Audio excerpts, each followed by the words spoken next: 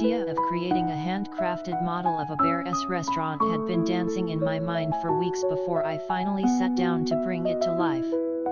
I imagined a cozy little wooden building tucked away in the middle of a pine forest, run by a friendly, plump bear who welcomed every guest with a warm smile and a plate of delicious food. With this vision guiding me, I gathered all my crafting supplies and prepared for what I knew would be an exciting, detailed, and time-consuming project. I began with the base of the restaurant. I chose a sturdy wooden platform as the foundation, sanding its surface until it felt smooth under my fingers. I wanted the building to have a rustic charm, so I used thin popsicle sticks to create the exterior walls. Each stick had to be cut to the right size, painted in a warm honey brown color, and carefully glued in place. I worked slowly, aligning each piece so the walls would stand straight and strong. By the time the last stick was fixed, the restaurant already looked like a tiny cabin, a perfect home for a bear. Next, I turned my attention to the roof. I envisioned a classic triangular design with wooden shingles, each shingle handcrafted from cardboard and painted with a deep reddish-brown tone to give it an aged look. The roof was perhaps the trickiest part because it had to fit perfectly without leaving any gaps. I measured twice before cutting, then applied glue sparingly to avoid messy drips. Once assembled, I added a small chimney on one side, made from miniature bricks I molded from air-dry clay. This tiny detail gave the building more character, as if smoke might curl from it on a chilly evening when the bear cooked soup for his guests. Inside, the real magic began. I divided the restaurant into two sections, the kitchen and the dining area. For the kitchen, I made a small wooden counter where the bear would prepare meals. I added tiny utensils crafted from wire mini spoons, forks, and even a spatula. On one wall, I glued a shelf holding miniature jars made from painted beads, each labeled with imaginary spices, cinnamon, honey powder, and berry salt. A clay stove, painted black with silver knobs, stood in the corner, ready for imaginary pots of stew. The dining area needed to feel warm and welcoming. I made two small round tables from bottle caps covered with thin wooden discs, then surrounded them with chairs fashioned from bent wire and cloth seats. Each table was set with tiny plates, cups, and napkins, all handmade from scraps of paper and fabric. I even crafted miniature meals, a plate of berry pie, a bowl of honey soup, and a loaf of bread that looked fresh from the oven. These little details made the scene come alive. Of course, no bear's restaurant would be complete without decorations. I hung tiny framed pictures on the walls, painted with scenes of forests, mountains, and honeybees.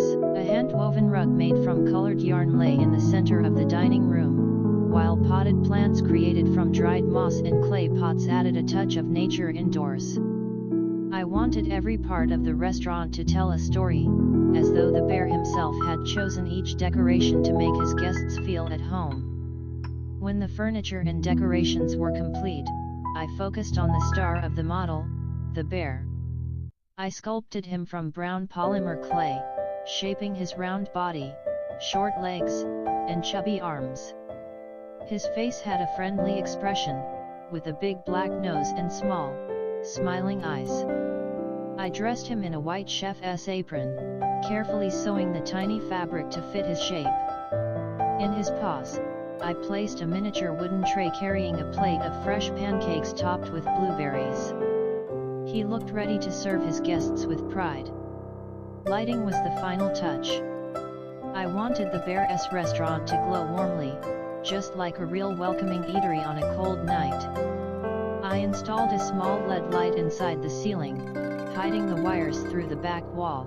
When switched on, the light spilled gently over the tables and the kitchen counter, casting soft shadows and making the scene look even more realistic. The glow through the windows made it easy to imagine travelers wandering through the forest and spotting the cozy little restaurant. Once everything was assembled, I stood back and admired my work. The handcrafted model was more than just a miniature building, it was a tiny world full of stories. I could picture the bear greeting forest animals at the door, squirrels ordering nut pancakes, rabbits sipping carrot soup, and owls enjoying hot tea late at night. Each detail, from the painted shingles to the clay food, added to the sense that this was a real place where warmth, kindness, and delicious meals could be found. The process of making this Bear's restaurant taught me patience and the joy of creating something from scratch. Every cut, every dab of glue, every brush of paint was a step toward bringing an imaginary place into reality. It reminded me that handcrafting isn't just about the finished object, it's about the journey of shaping an idea with your own hands, watching it grow piece by piece. After completing the project, I decided to display it in a glass case so it would be protected from dust. Friends who saw it couldn't help but smile, some even asking if I could make more animal-themed shops, perhaps a fox's bakery or a raccoon's tea house.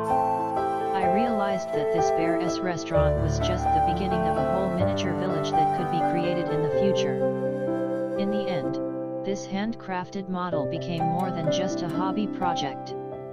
It became a symbol of creativity, imagination, and the comfort of small things done with love. The Bear's restaurant might only exist on a wooden platform in my living room, but in my heart, it's a real place I can visit anytime, a cozy refuge in a forest where a bear waits with a warm meal and a friendly smile.